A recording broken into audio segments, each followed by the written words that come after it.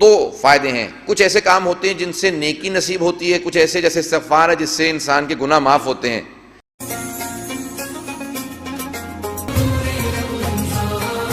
یہ جناب ختم مرتبت اور ان کی آل پاک پہ درود و سلام بھیجنے کا کیا ثواب ہے، صرف اس سے متعلق پیغمبر کی ایک حدیث کو پیش کروں گا۔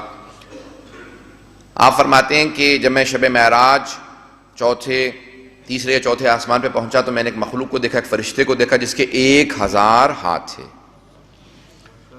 اور ہر ہاتھ میں 1000 انگلیاں تھیں، ہر ہاتھ میں 1000 انگلیاں تھیں، یعنی 10 لاکھ انگلیاں۔ تو میں نے سوال کیا کہ تمہارا کام کیا ہے؟ کہا کہ یا رسول خدا میں جتنے بارش کے قطرے گرتے ہیں سب گن لیتا ہوں، جب آندھیاں چلتی ہیں تو جتنے بھی ذرات اڑتے ہیں ریت کے مٹی کے میں سب گن لیتا ہوں۔ پیغمبر اسلام نے کہا کوئی ایسی چیز ہے جو تو نہیں گن پاتا؟ کہا یا رسول خدا جب آپ کی امت آپ پر اور آپ کی آل پر درود بھیجتی ہے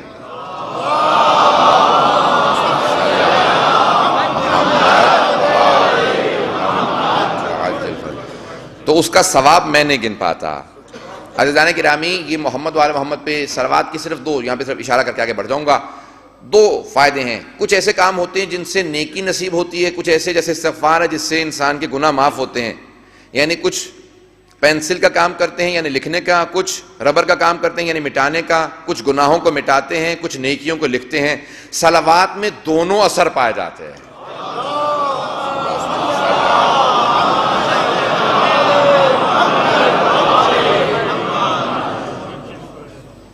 ہمارے ائمہ نے فرمایا کہ صلوات میں دونوں اثر پائے جاتے ہیں، گناہوں کو بھی دھوتی ہے اور نیکیوں کا بھی اضافہ کرتی ہے۔